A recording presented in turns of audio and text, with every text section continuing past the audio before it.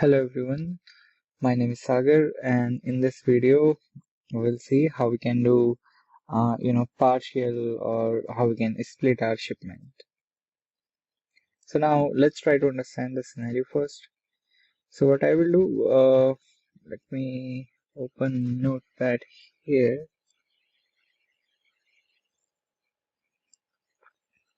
So assume customer orders 100 product from us, and now let's say we only have 60 available.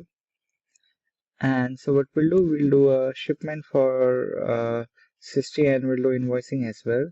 Then later on, after a week, we'll able to manufacture the rest 40 products. So then we'll send this 40 product in our second. So this is the scenario that we are going to see. Now let's see how we can do the same transaction in system. So first of all, I will create a sales order.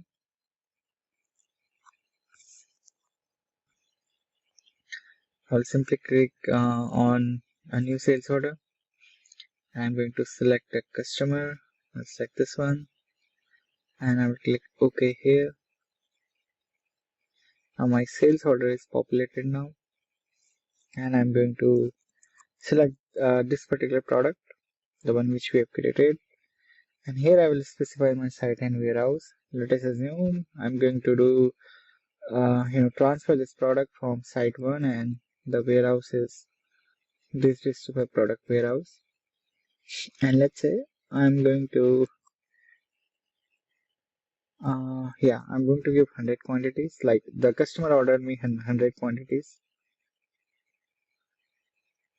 Okay, so this all looks good. Now I will confirm the sales order. Go to sell tab here. I can simply confirm my sales order now.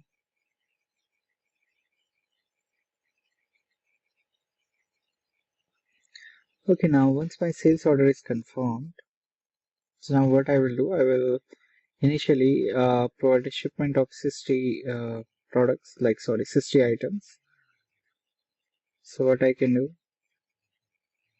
I can select a deliver now as 60, and I will save it. Now what I will do, I will go to pick and pack. I will generate the picking list, and here instead of all, I'm going to select deliver now. As soon as I select deliver now, you can see my update has been changed to 60. Further, if you see, currently 100 is the deliver reminder, but we are going to provide 60 only. So site, warehouse, all other information. I will say OK, and I will say OK again. And now this is going to generate a picking list for me.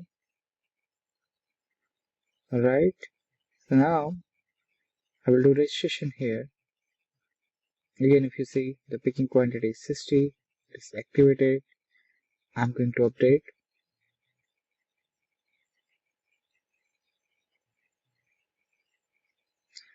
Okay, so the update is done, it is completed. I can print all this information.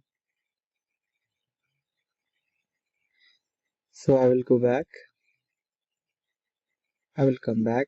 Now what I will do my post packing slip. And here if you see, I'll need to select this as my pick. When I select this as picked, you can see again it's updated here. And here if you see, now it is also showing the correct delivery reminder, because now we are going to do pack. So I'll click OK here, OK again. Okay, now I will save this. So but if you see, like in our previous videos, once we complete this section, these are usually disabled, but this time they are not, because we still have 60 quantities that needs to be delivered. So you see here, delivered is this much.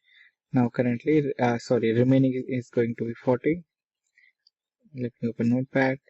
So in the first shipment we are going to deliver 60, so that's why 60 is here. Now what we'll do invoicing first. So I will click invoice, and again here also how I want to do invoice.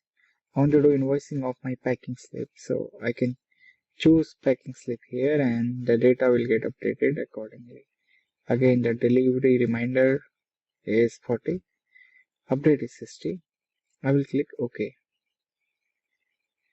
and now my invoicing will also get generated, so I can send this document to my customer so that the payment can go forward. When I click on this invoice,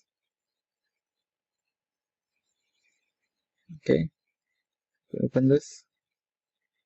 So you see all this information: 60 quantities, 100 is the unit price, 6,000 is the amount.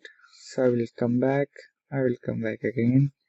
Okay, now what we'll do now, we'll see 60 items has been invoiced.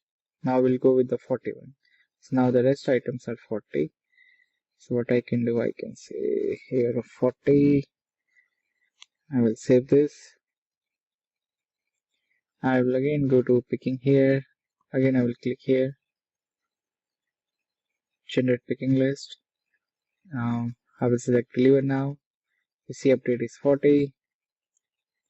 Update is 40. Currently, like this is just going to be picked, so that's why this is not going to update. Later on when we'll do packing, it will get 0.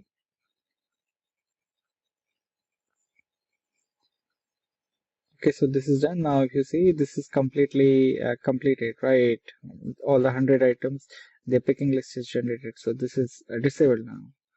I'm going to click here, and if you see again, it is automatically giving me the correct information. I can simply update the status and the should change to update. And now let me save this.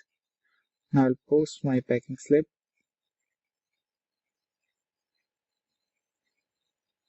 Okay, and here if you see, now the delivery reminder is 0, update is 40, and here I'm going to, yeah, this is fine, so I'll simply click OK.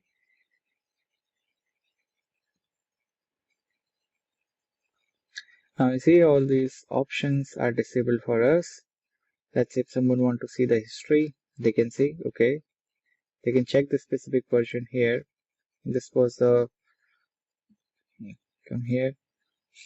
So this is the packing slip IDs, and here are two versions. So we can go to lines and see the exact information. 100 was ordered, initially 60 was delivered, 40 was remaining. But now when let me again go to packing slip. Yeah, now when I go to the second one, let me go to lines. If you see, the ordered left was 40 and the delivered is 40, so remaining and everything is 0. So packing slip, everything is done. Now we'll do invoicing. Click on invoice, and I will select packing slip. And here if you see, all the data is auto populated. I can simply click OK. I'll say OK here.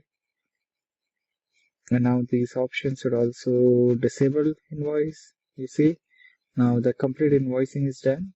So now the options are disabled for us. Further, I can go to invoice, and I can see all the information. The initial invoicing of 6,000. The second one was 4,000. Here's the voucher number. We can see all the transaction history as well. And you click on transaction. So here you can get all the information. I'll come back.